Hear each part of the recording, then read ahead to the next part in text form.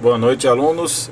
Este vídeo é para explicar um pouco do trabalho de grafos para vocês, já que a gente não conseguiu fazer isso de maneira online. Muito bem.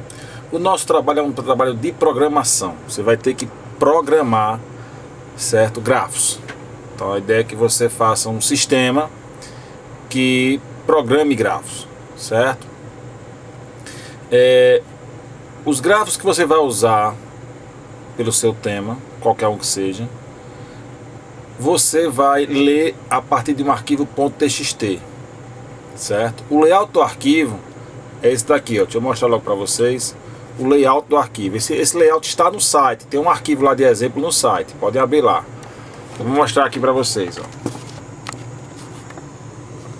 O arquivo vem assim, ok? É um arquivo TXT que vem com a matriz de adjacência, certo? Zeros e uns.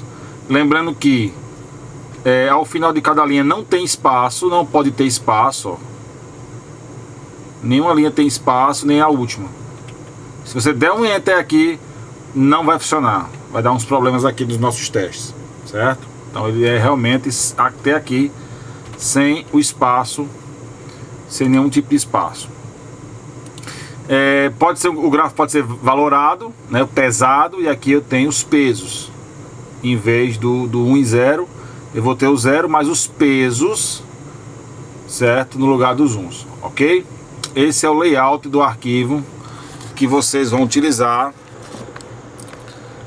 para fazer os trabalhos. Deixa eu voltar aqui para mim. Muito bem. Então, o seu programa vai ler esse arquivo TXT, ele vai ler esse arquivo e vai gerar os resultados de acordo com o tema escolhido, certo? Aí dependendo do tema que for escolhido. O seu programa, ele vai ser apresentado, você primeiro vai entregá-lo. Eu vou testar aqui se está realmente correto, vai valer 5 pontos. Esse vai ser online, né? Você vai mandar para mim pela ferramenta, pelo Moodle, dentro do prazo. Eu vou testar e dar os 5 pontos, a metade. A outra metade vai ser presencial, em sala de aula, com as apresentações, ok? As apresentações é individual, onde eu só vou, na verdade não é uma apresentação, eu só vou perguntar, fazer perguntas. Você vai sentar comigo, eu vou fazer perguntas, certo? As perguntas são direcionadas para um aluno de cada equipe, então cada aluno vai responder uma pergunta ou duas, certo? De cada equipe. Então, se a equipe tem 4 pessoas, os 4 vão responder. Os 4, certo? De cada equipe, os 4, todos vão responder. Cada um responde uma pergunta direcionada. Os outros não podem interferir na pergunta de quem está respondendo, certo? Então vamos lá. Primeiro, tem que ser uma linguagem compilada, C, Pascal, Delphi, certo? Ou Java, se for NetBeans 8 ou superior, ok? O código deve estar indentado, todo bonitinho, indentado, com comentários, bem comentado, letras minúsculas, bem arrumadinho o código, certo? Durante os testes eu vou digitar o nome do arquivo sem a extensão, eu não vou digitar a extensão. Sem extensão, ele vai pegar esse arquivo e vai executar, vai abrir o grafo e vai executar, certo? Depois que ele mostrar os resultados, o seu programa deve perguntar se eu quero escrever outro, se eu quero testar outro arquivo, certo? Ele deve perguntar quantas vezes eu quiser. Ele não pode fechar o programa durante os testes, certo? Eu posso testar quantos eu quiser no seu programa. Vai haver um relatório para ser entregue. Esse relatório, o modelo está no site, os Federa. É uma página só, tem que ser uma página só, não pode ser em 2 páginas ou mais. Uma página só, seguindo o modelo pré-estabelecido, certo? Vamos lá, a gente já definiu os temas, né? Muito bem. O que é que deve ser entregue? Primeiro, na parte online, você deve entregar o código-fonte e o .exe do seu sistema, certo? Do seu algoritmo, .exe e o código-fonte. Manda para mim através do Moodle, ou caso dê algum problema no Moodle, a gente vai ver uma outra forma de receber, por e-mail ou alguma outra forma de receber, certo? Por enquanto fica no Moodle. Ok. Então nós temos aí 5 pontos do trabalho mandado por e-mail, ou perdão, no Moodle, e mais 5 pontos pela apresentação e relatório, certo? Vamos lá. Primeira coisa, cuidado com o plágio, gente. Cuidado com o plágio. É lógico que esses temas aí já foram feitos por vários semestres. É lógico que tem versões feitas na internet. Você vai encontrar isso em toda linguagem que você imaginar, você vai encontrar. Não faça plágio. Se eu pegar plágio, é zero, certo? Eu vou comparar com vários semestres, eu vou comparar com os sites que eu conheço, são muitos sites que têm esses trabalhos em grafos. Não pode plagiar nenhum procedure. Ah, professor, mas eu só plagiei um código aqui que é secundário no meu tema. Ah, foi secundário, é zero do mesmo jeito, certo? Por mais que o que você tenha plagiado não seja tão importante no seu trabalho, mas teve plágio, é zero no trabalho inteiro, certo? Fique bem claro isso, para depois, professor, o senhor pediu para eu... Não, se plagiar é zero. É claro que você vai olhar a internet para estudar, para entender, ver como foi que os outros fizeram. Ah, professor, eu estou sem ideia nenhuma, tá cheio um código aqui. Estude o código, mas faça o seu. Faça o seu. Não copie código. Você pode abrir código, pode ler código. É lógico, na internet aí está totalmente disponível para você. Mas é só para consulta. Você não vai, de forma alguma, copiar esse código, certo? Não pode ser feita alterações no código depois que foi entregue. Depois que foi entregue, acabou. Não pode alterar o código, certo? Deixa eu ver aqui.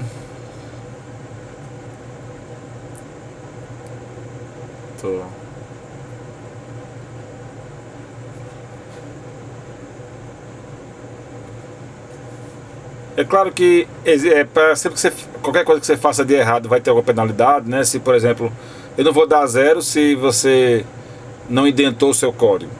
Não vou dar zero, vou tirar ponto, não vou dar zero, certo? O zero só vem se for plágio ou se não funcionar mesmo, né? Se o seu código não estiver funcionando, certo?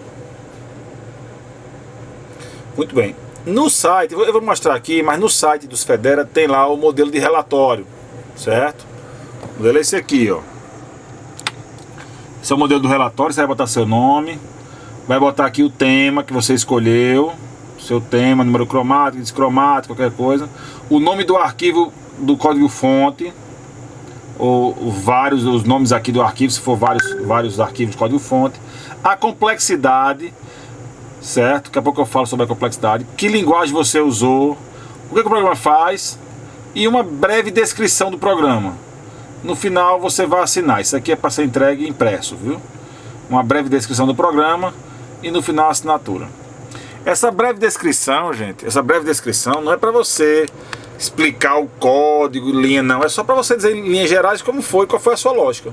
Explicar a lógica que você usou para chegar no resultado que a gente pediu, né, lá sobre o seu tema, certo? Então você vai só entregar uma descrição da lógica. Sobre a complexidade, a gente não viu ainda. É um assunto teórico que nós vamos ver nas próximas aulas de complexidade algorítmica. Então é pegar um algoritmo e calcular a complexidade dele. Nós vamos aprender a fazer isso. Nas próximas aulas nós vamos aprender a fazer isso. E você vai ter que calcular a complexidade do seu código. O código que você implementou, que você fez, você vai calcular a complexidade dele e vai colocar no relatório, certo? Mas na frente, agora nas próximas aulas, nós vamos aprender como é que faz o cálculo de complexidade. Ok? Uma coisa, no meu site, os Federa, tem já um código pronto em Pascal, que lê o arquivo, que mostra o arquivo na tela, que conta quantos vértices e aresta tem. Então esse código está pronto, está em Pascal, está no meu site, que você pode abrir e pode usar. Esse é o único código que você pode usar. Se você for fazer em Pascal, você pode usar esse código. Agora detalhe, se você usar o meu código vai entrar no cálculo da complexidade também, certo? Então se você usar meu código, você vai ter que também calcular a complexidade do código inteiro, do seu e do meu, já que você está usando o meu. O meu código está no site dosfedera.com, em Pascal, é o único código que você pode usar da internet, mais nenhum, certo? Então a exceção é o meu código que eu fiz para ajudar vocês. Às vezes o aluno tem uma certa dificuldade com abertura de arquivos, com leitura de arquivos texto. Então eu fiz esse arquivo, esse código em Pascal para resolver esse tipo de coisa aí, certo? Então vocês podem utilizar ele sem medo de plágio, certo? Qualquer outra coisa é plágio, aí não pode. Muito bem, basicamente essa aí era a explicação do trabalho em si, certo? Vou falar aqui um pouquinho dos temas. Deixa eu abrir aqui os temas, certo? Primeira coisa, nós temos aí o trabalho de Delmon, da equipe de Delmon, com o tema de planaridade, saber se o grafo é planar, certo? Então existem algumas técnicas que você pode usar. Eu recomendo a técnica que é realmente procurar um K5 ou um K33 dentro dele, certo?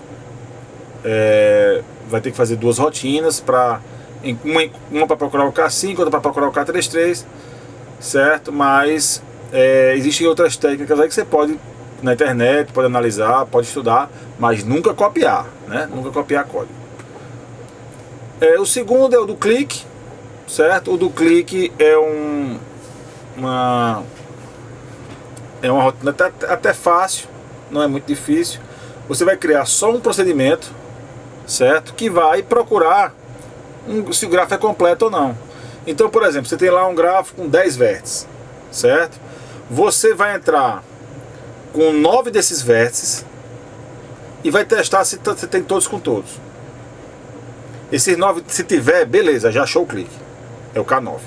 Se não tiver, você vai testar os outros 9, todas as combinações. Então tira o vértice 10, testa os 9 primeiros vértices. Ah, não é completo. Bota o vértice 10, tira o vértice 9. Testa de novo. Bota o 9, tira o 8. Bota o 8, tira o 7. Vai tirando de um por um até achar o K9. Se não achar o K9, vai achar o K8. Então vai tirar de 2 em 2. Se não achar o K8, tira de 3 em 3 para achar o K7. E vai tirando até encontrar, no mínimo, trivial. No mínimo trivial. Então, uma funçãozinha só, que você passa como parâmetro quais são os vértices que você vai testar. E aí é claro que eu recomendo usar uma linguagem que aceite funções com quantidade variável de parâmetros, né? Uma quantidade que eu possa definir em tempo de execução quantos parâmetros a função tem. Então recomendo isso aí, vai sair belezinha essa do clique, certo? Bipartido, aqui do grupo de Brian. Bipartido é o seguinte: você vai criar dois vetores, são os dois grupos de vértices que não se tocam, certo? Vai botar o vértice 1 no grupo 1, e aí depois disso, no primeiro vetor, né? E depois vai pegar o vértice 2 e vai tentar encaixá-lo, o vértice 3, tentar encaixá-lo, o vértice 4, tentar encaixá-lo. Aliás, perdão, não pegue os vértices na ordem. Eu recebi um trabalho que tinha um erro porque pegava os vértices na ordem. Você vai pegar os vértices adjacentes. Então, vértice 1. Quem toca o vértice 1? Toca o vértice 1, o vértice 4 e o vértice 5. Então, você vai encaixar o vértice 4 e o 5 nos vetores. Já que eles não podem entrar no vetor 1, vou botar no vetor 2. Certo? Então, por exemplo, eu tenho aqui um gráfico com 5 vértices. Eu coloco o vértice 1 no vetor 1. É o primeiro grupo. Aí esse 1, tá ligado com quem? Tá ligado com 4 e 5. 4 e 5. Aí eu pego o 4 e 5 e coloco no 2. Coloco o 4 e coloco o 5. Se ele me permitir colocar o 5, perfeito. Se não permitir, aí eu já sei que não é bipartido, né? Sempre que eu for colocar um vértice, eu tenho que verificar se não existe naquele vetor algum vértice já adjacente a ele. Porque se tiver, eu não posso colocar. Se não tiver, eu coloco. Certo? Não pegue os vértices na ordem. Eu falei aqui na ordem, mas não pegue na ordem. Tem que pegar os adjacentes. Pega o vértice 1, qualquer vértice. Pega o vértice 1 e veja quem é que é adjacente ao vértice 1. Tal e tal e tal. Esses adjacentes você vai tentar encaixar nos grupos. Se você conseguir encaixar todos, bipartido. Se não conseguir, não é bipartido. Certo? Número cromático. Número cromático você tem que usar o backtracking. Certo? Tem que usar o backtracking. Você vai pintar o vértice 1 com a cor 1.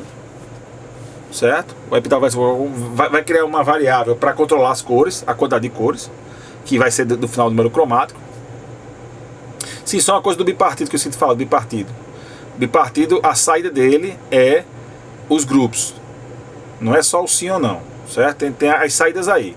O planar, que é o primeiro de Delmon, é sim ou não. Se é planar ou se não é planar. O segundo do clique tem que me dizer quais são os vértices que compõem o clique. No bipartido tem que mostrar os dois grupos. Se ele for bipartido, mostra os dois grupos. Se ele não for bipartido, mostra a mensagem não é bipartido. Tem que mostrar essa mensagem na tela. Pode ficar escuro não. Tem que mostrar a mensagem, não é bipartido. Se for, mostra os dois grupos.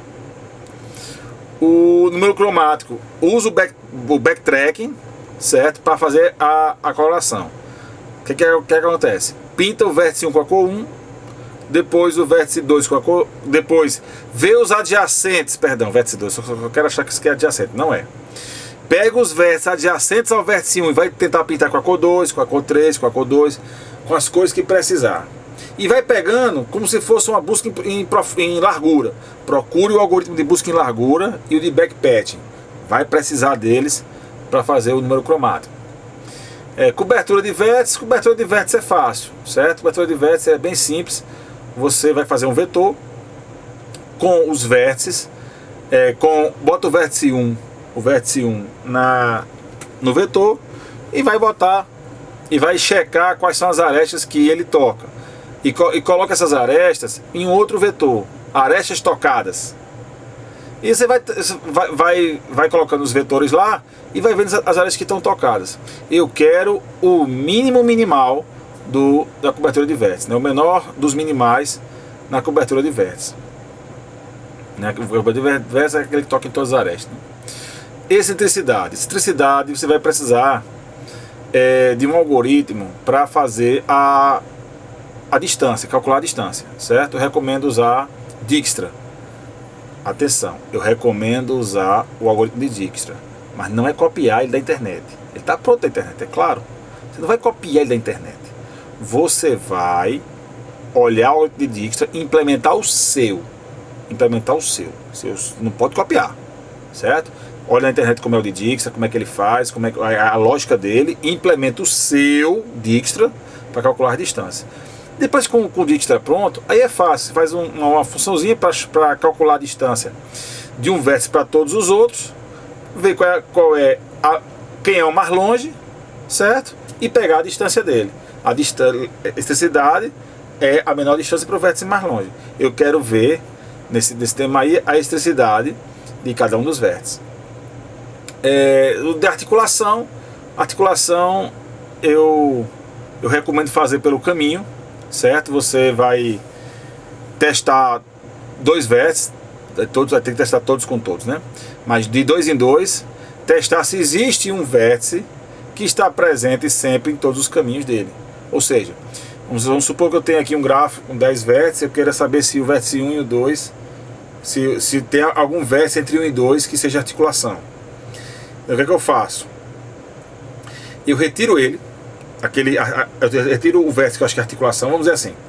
Eu tenho 10 vértices e eu acho que o vértice 1 é articulação. Então vértice 2 e 3. Se eu tirar o 1, existe caminho entre 2 e 3? Entre 2 e 4, 2 e 5, tem que testar o vértice 2, um vértice qualquer, com todos os outros. Saber se o caminho continua, mesmo tirando o vértice, aquele vértice. Se continuar para todos os outros, então aquele não é articulação. Aí eu testo o próximo vértice. Tem que testar todos os vértices, certo? Para que eu ache as articulações, né? Pode ter mais de uma. Eu quero saber quais são as articulações do meu sistema. Caminho mínimo, esse aí não tem o que falar, né? Uso o algoritmo de Dijkstra aí também para calcular o caminho mínimo. E aí é com peso ou sem peso, certo? Eu vou testar grafos com peso e sem peso, tanto grafos como dígrafos. Sempre falar nisso, esse tema aqui de caminho mínimo e o de antibase, que eu vou falar daqui a pouco, são os únicos que eu vou testar com dígrafos, né? Todos os outros é só com grafos simples, não são com dígrafos. Dígrafos somente para caminho mínimo, que é grafos e dígrafos, e o antibase, que é só os dígrafos. Muito bem. Aí eu tenho aqui o da antibase, então mostrando a antibase na tela. Antibase, aí eu recomendo você a testar também os caminhos, certo? Eu pego um vértice e vejo quais são os demais vértices que atingem ele. Geralmente eu tento ver os sumidouros, aqueles que têm grau de saída 0, certo? E, lógico, os ciclos, né? Porque pode ser que ele não tenha ninguém com grau de saída 0, eu vou ter que testar a questão dos ciclos. E, por final, o índice cromático. Aí também é simples, né? Eu vou pintando as arestas. E, nesse caso eu não preciso usar o backtracking. certo? Eu posso fazer aquela lema do delta mais 1, testar, eu tento com delta, e se eu não conseguir, vou para delta mais 1. Então tem que calcular o delta. Com o delta calculado, eu acho que ele é o número cromático, e aí vou testar para ver se eu consigo pintar com aquela quantidade de números. Se eu conseguir, beleza. Se eu não conseguir, aí eu testo com delta mais 1. Beleza? Qualquer dúvida, pessoal, manda por e-mail, manda aí pelo grupo, certo? Se for uma dúvida do trabalho, manda por e-mail, certo?